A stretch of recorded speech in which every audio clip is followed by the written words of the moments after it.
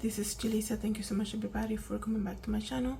Thank you so much everyone who is listening right now in the podcast. It is Wednesday, June 25th, 2025. I needed to come here and share this story with you guys.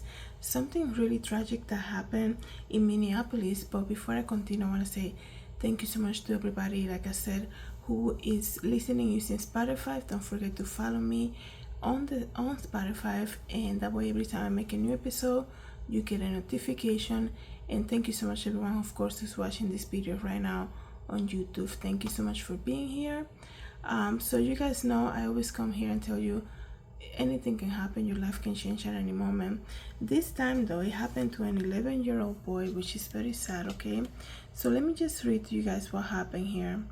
So it says here, the incident happened on June 23rd, according to the Minneapolis police chief, who said that the victim was an 11-year-old boy that was at a park. Okay, the victim have been identified as Amir Atkins, and what happened was that they were playing at a park. Okay, and there was gunfire. It says here the detective said that gunfire could be heard shortly after 2 p.m. in the park, and a short time later a man sitting on his porch heard cries for help. The man saw Amir had suffered life-threatening injuries and placed the child and one of the men into his vehicle and began to drive towards the hospital. They say after seeing a member of law enforcement along the way, the man, the neighbor who came out to help them, stopped and life-saving measures were attempted, but it was too late. And they say that I cannot emphasize enough how terrible it must have been to have an 11-year-old boy shot and killed in the middle of the day, said the detective O'Hara. They say we need anyone with information to come forward so we can bring some sense of justice to this child family. And they're saying also that they're following every lead right now that is available. They say in the past the family said that Amir's brother carried him while looking for help, and after the shooting, and later held him in the car as they rushed to the hospital. Amir was the beacon of light in our life, a joyful, loving child whose laughter filled our hearts, they said. He had a unique spark that touched everyone he met, and in his absence he leaves a void that never can be filled. So imagine playing, it's summertime, and the school is out already, so this is what you're gonna see like more often than ever, right? In this time right now, imagine just playing in the park, right? I'm sure every park right now is very busy, like in this season. So they're playing, they hear gunshots, and then it hit this 11-year-old boy. That's crazy, right? And he was held and carried by his own brother. So let me see if I can get more details regarding this incident. Okay,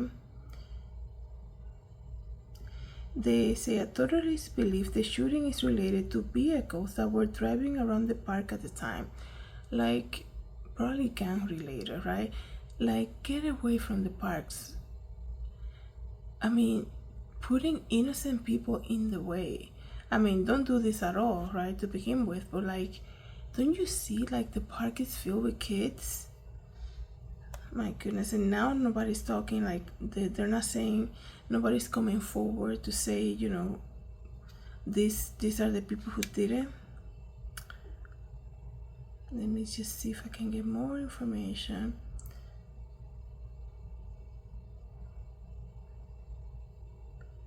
They're not, it's interesting, to be honest. They're not really giving more information about like who was at the park with the child, or what actually happened, how often did they saw.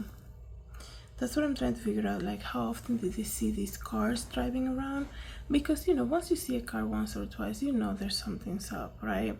And you always you start like, okay, let me see what's happening here. you don't ever get too distracted at the park, right? It says here that his family is devastated by the death of his nephew. Let me see, I'm sure, right? Amir, 11 years old, was due to be enrolled in the 6th grade at Hopkins Elementary School by the end of the summer. Let me see. He was shot, and this happened in Fowle Park in North Minneapolis just after 2 p.m. on Monday. So it's called Fowle Park in North Minneapolis. And they say Amir and his 15-year-old brother, Keontae, had gone to the park to hang out with friends. So this is the information that I was looking for.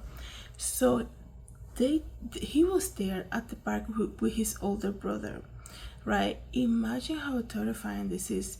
We're not talking his older brother who is in his 30s, right?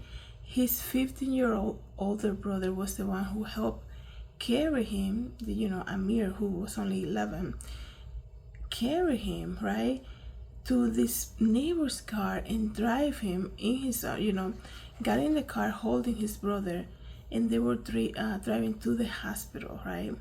So imagine how crazy that must have been for these two children, right, to experience something like this, right? And for this 15-year-old to see his brother die in his arms, basically, not only to see him shot, right, to actually see him die in his arms. That's crazy, right? So you definitely, when you hear something like this, you have compassion for the family, right?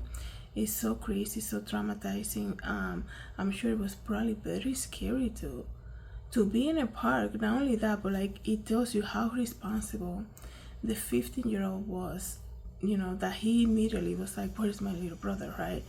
Like, I cannot believe that this happened. And then he actually, the neighbor said he heard cries for help. So that's, it's so sad. So I wanted to come and share this story with everybody. As you guys know, I like sharing when a family goes through something tragic like this and they create GoFundMe, because even though like we're not there, we're not related to them, we can come together as a community and help them out to, especially when they're going through something so tragic like this. I mean, like I said, summer just started, right? All the playgrounds out there, they're gonna be fully packed right now, more than ever, like I said before. So, imagine the parents, right? And so the family created GoFundMe. I'm gonna put the link here. So if you feel led to give monetary, you can do so by just clicking on the link for the family, for the GoFundMe account that they created. Just to keep this in mind, this happened this Monday, so 2 days ago. Today is Wednesday, so it happened on the 23rd. So I'm gonna leave the link for the GoFundMe. You can help like that. You can also help by just praying for them, right? Praying that they get peace during this horrible time, right, as they grieved everything that happened to their son, to both of their sons, right? I'm sure it's very traumatizing for the 15-year-old to experience something like this, and everybody else. You have to think about everybody else that was in the park. Every child, like one day they're playing with this child, and then the second, the one moment they're playing with this child, and the other moment the child that was just playing with them gets shot in front of them, right? How crazy is that? So thank you so much, everybody, for coming to the channel. Thank you so much, everyone, for listening to the podcast. Have a good day, everybody. God bless.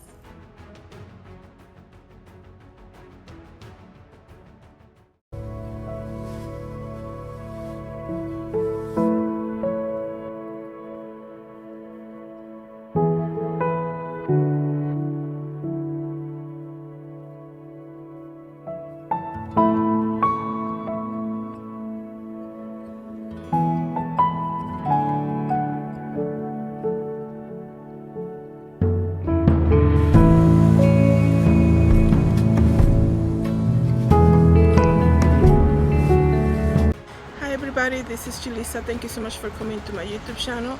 Don't forget to share, like, and subscribe, and I hope to see you in the next video. Have a good day, everybody. God bless.